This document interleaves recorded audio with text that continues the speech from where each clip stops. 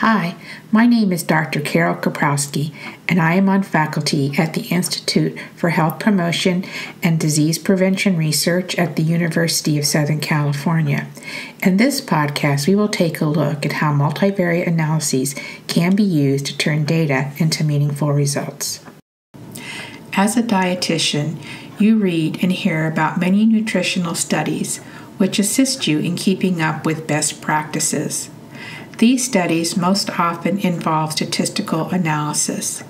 You may wonder how the authors decided what type of statistical analysis to use and why multiple variables are included in an analysis that looks at a specific exposure of interest with a specific health outcome. More importantly, what are you supposed to do with this information? How do you apply it to your work as a registered dietitian nutritionist? The goal of research is to translate raw data into interpretable or meaningful findings. Researchers may use any of several approaches to carry out this translation, including univariate, bivariate, and multivariate analyses.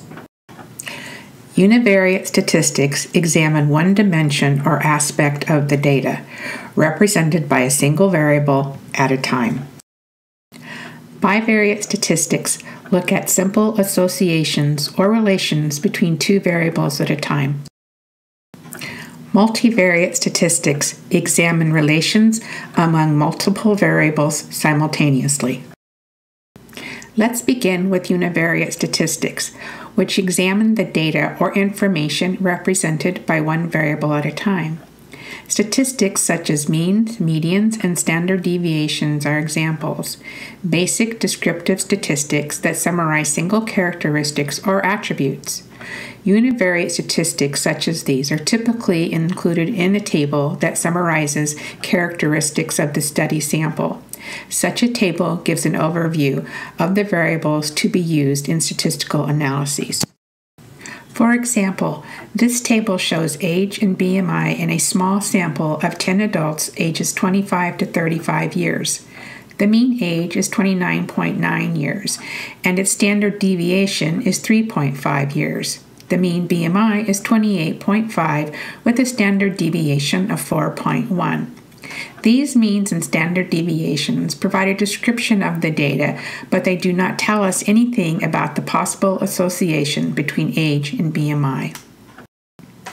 Bivariate statistics examine the association or relationship between any two variables, such as between a researcher's key independent variable or measure of exposure, X, and dependent or outcome variable, Y.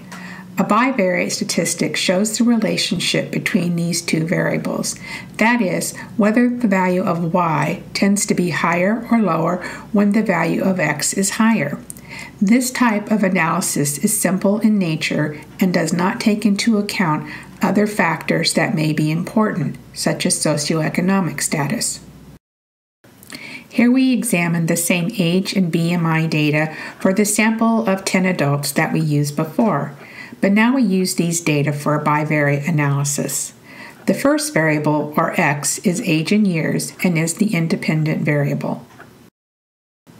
The second variable, or y, is BMI and is the outcome or dependent variable. The dependent variable is hypothesized to vary based on changes in the independent variable. In other words, the independent variable is a potential predictor of the dependent variable. Let's say that you're interested in knowing whether age, the independent variable, and BMI, the dependent variable, are associated. Does knowing the age of someone predict BMI? One way to begin is to look at a visual representation or scatterplot of the relationship between age and BMI. Note the scattering of the data points. It is sometimes hard to use a scatterplot to determine the strength of the relationship between the two variables. A correlation coefficient, or R, gives us a numeric representation of the strength of this association. A correlation coefficient can take on values between -1 and 1.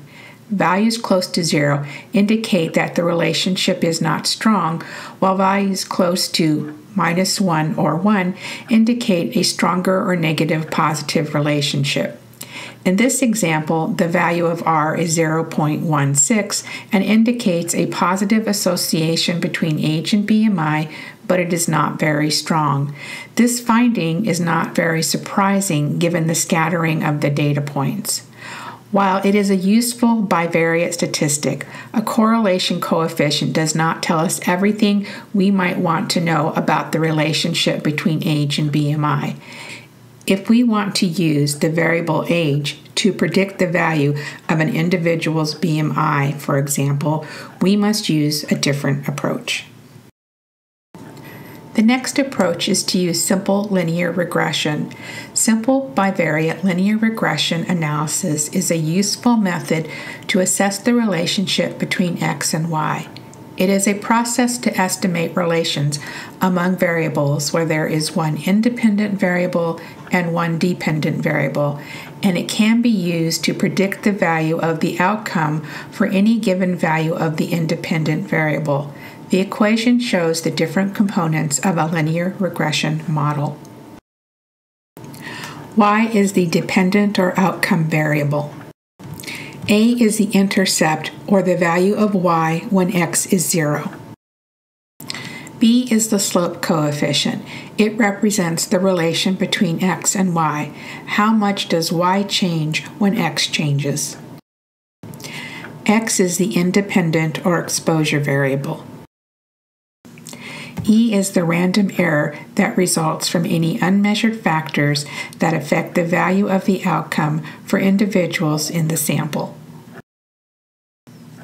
To summarize, bivariate linear regression includes several different components, and each component is important when examining the association between an independent and dependent variable.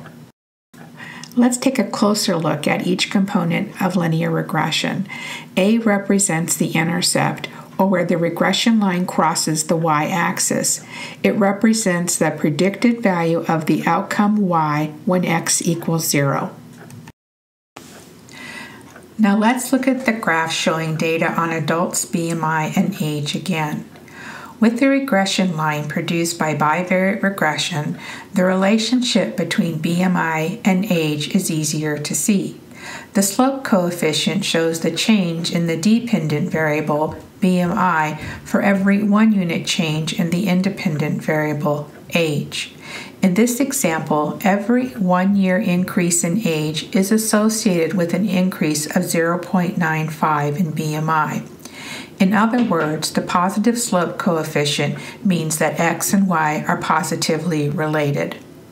Regression results can also be used to make predictions. In this case, the predicted BMI for a 30-year-old adult would be equal to 0.02 plus 0.95 times 30, or 28.52. This does not mean that all 30-year-olds have a BMI of 28.52, but rather that the average or typical 30-year-old has this BMI. So how do you calculate the slope? B hat, or slope, is equal to the covariance between x and y, age and BMI, divided by the variance in x, age. Covariance is a measure of how much two random variables change together. In this case, how much do age and BMI change together.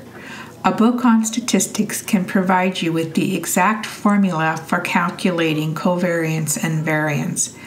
Statistical software will also do these calculations for you. Excel is another option. The intercept, what the value of y would be if x equals 0, is based on the mean value of y minus the mean value of x times b, the slope coefficient. Going back to our age and BMI data, the intercept is calculated by taking the mean BMI minus the slope times the mean age. Note that to calculate the intercept, you need to know the slope coefficient. One last point.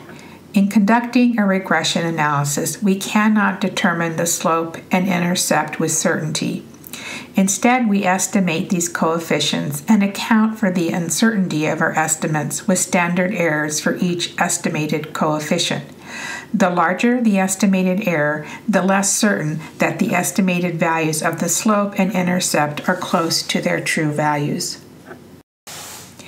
Here we show the scatter plot and regression line once again.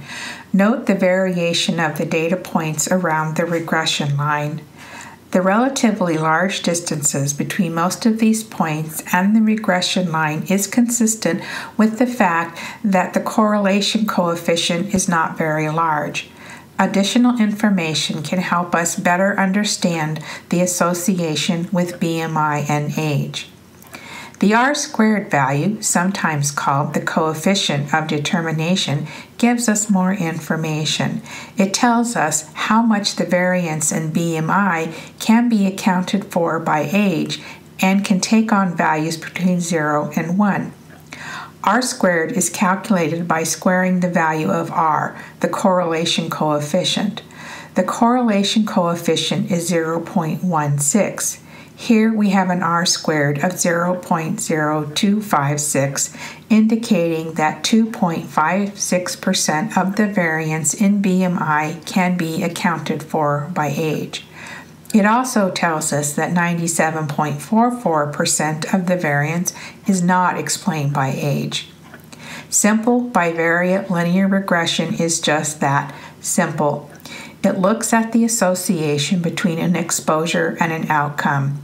It does not take into account other variables, such as gender and ethnicity, that could also be associated with the outcome, BMI. More sophisticated analyses are needed to include other variables of interest. The next step is to consider whether other variables are involved in the relationship between the dependent and independent variables. Multivariate statistics examine the association between a larger number of variables when examining the relationship between X, your key measure or exposure, and Y, your outcome. It takes into account that other independent variables could also be associated with the key measure and your outcome. Previous research helps identify these other independent variables or factors. In our age and BMI example, previous research shows that other factors are associated with BMI. These factors would include things like sex, socioeconomic status, and ethnicity.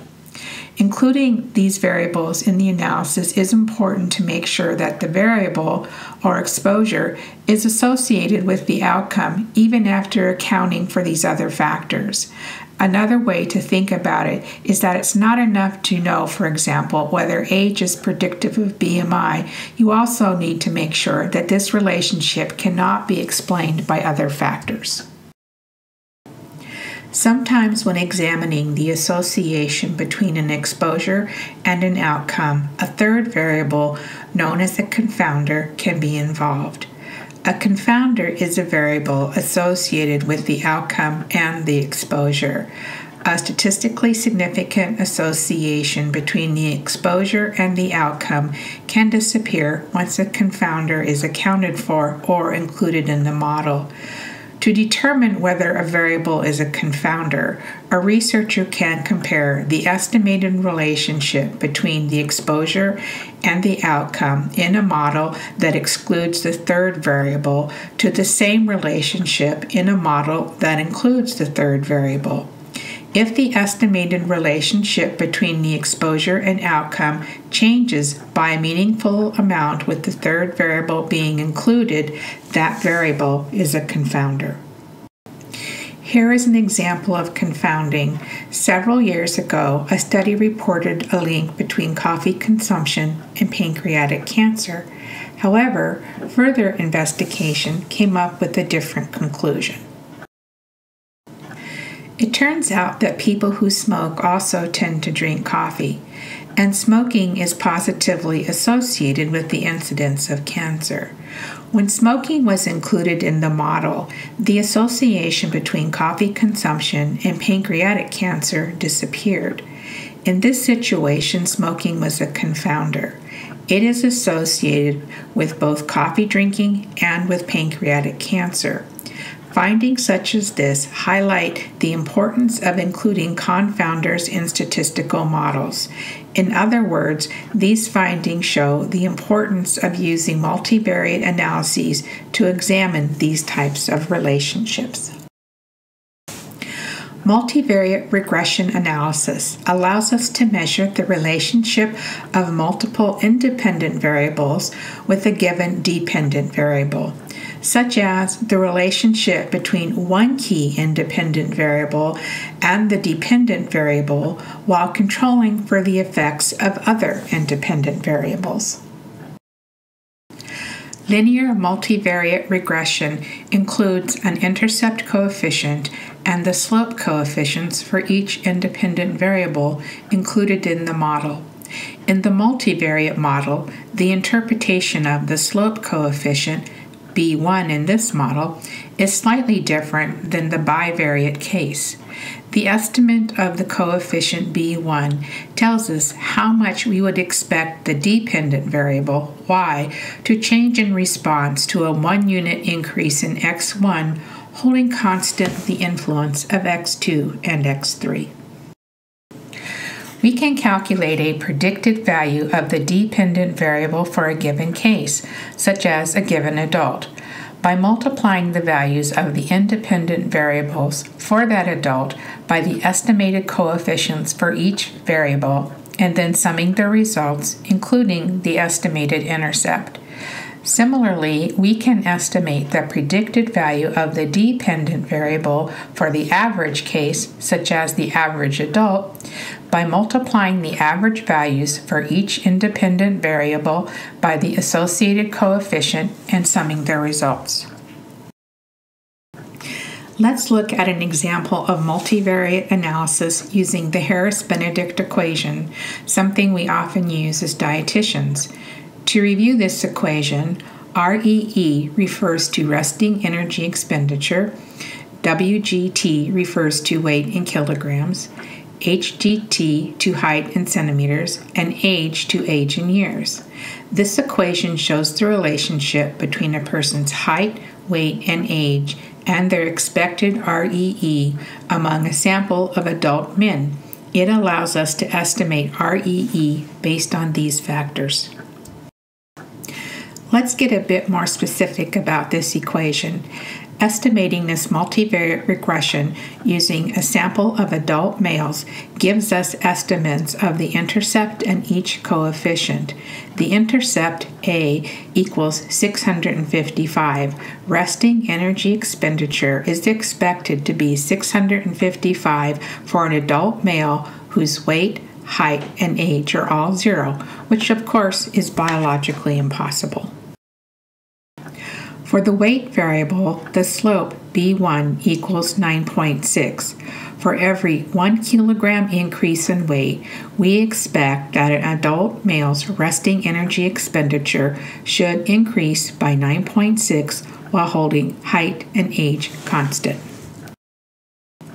For the height variable, the slope B2 is 1.8. For every 1 centimeter increase in height, we expect that an adult male's resting energy expenditure should increase by 1.8 while holding weight and age constant. And lastly, age. Slope B3 equals minus 4.7. For every 1 year increase in age, we expect that an adult male's resting energy expenditure should decrease by 4.7, holding weight and height constant. The fact that the coefficient on age is negative implies that the relationship between age and REE is negative. As age increases, REE decreases. We can put together the estimates from this multivariate regression to calculate a predicted REE for an adult male with a specific set of characteristics. For example, for a 40-year-old male who is 183 centimeters tall and weighs 82 kilograms, or approximately 6 feet tall and 180 pounds, the predicted resting energy expenditure is 1,583.6 kilocalories. Researchers should estimate standard errors and confidence intervals for each regression coefficient, slopes, and intercept. These standard errors should reflect the degree of uncertainty associated with each estimate. The larger the standard error or confidence interval, the greater the uncertainty in the estimate. Significant tests are based on the uncertainty of each estimate. A significance test can tell us whether a claim can be confidently made that the regression model provides evidence that a true relationship, positive or negative, exists between the independent variable and outcome. If a coefficient estimate for weight in this example is statistically significant, this means that we can be confident that there is a positive relationship between weight and REE after controlling for height and age. If the coefficient is not statistically significant, this means we can't be confident that there is a true relationship between these variables. In a multivariate regression, the coefficient of determination, or R-squared value, tells us how well the regression line describes the underlying data. It can take on values between and including 0 and 1, with a value of 0 indicating that the regression does not describe the underlying data at all. Another way of putting this is that the independent variables included in the model do not explain the variation in the outcome at all. If the R-squared is 1, the opposite is true. The independent variables explain all the variation in the outcome variable.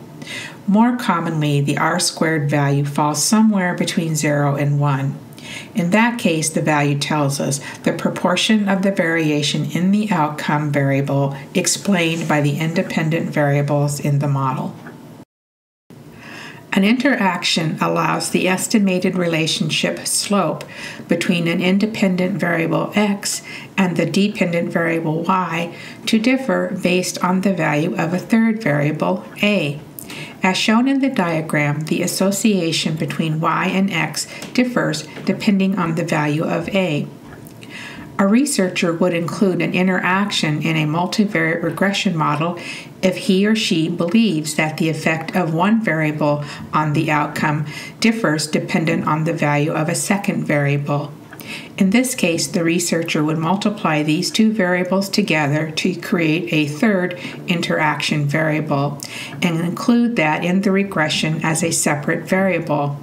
In the case of REE, for example, if the researcher believed that the relationship between weight and REE differed for older versus younger males, he or she would multiply weight and age together and include that in the model. In the case shown here, the variable x is interacted with a, and a is a variable that can take on the value of 0 or 1. The relationship between x and y in this case depends on whether a is equal to 0 or 1. If a equals 0, the relationship is represented by the coefficient b1. If a equals 1, the relationship is represented by b1 plus b2. In the example shown in the graph, both coefficients are positive. Thus, when a equals 0, there is a positive relationship between x and y. But when a equals 1, this relationship is stronger or more positive. There are a number of reasons for using multivariate analysis. Perhaps you are interested in examining the association between an independent variable, exposure, and dependent variable, outcome, while controlling for the effects of confounding variables. You want to make sure the exposure-outcome association is not due to a third variable. Maybe you are interested in summarizing the strength of the relation between a set of independent variables and a dependent variable. In considering the association between age and BMI, you might want to include other independent variables like gender and ethnicity. At times, you want to check for an interaction. Specifically, how does the relation between an independent variable like age and a dependent variable like BMI change on the basis of a third variable? For example, could the association between BMI and age be different for a gender variable, males versus females? This webinar on multivariate statistical techniques focused on regression analysis. Other techniques are available, including logistic regression, survival analysis, and analysis of variance and covariance, which are not included in this module.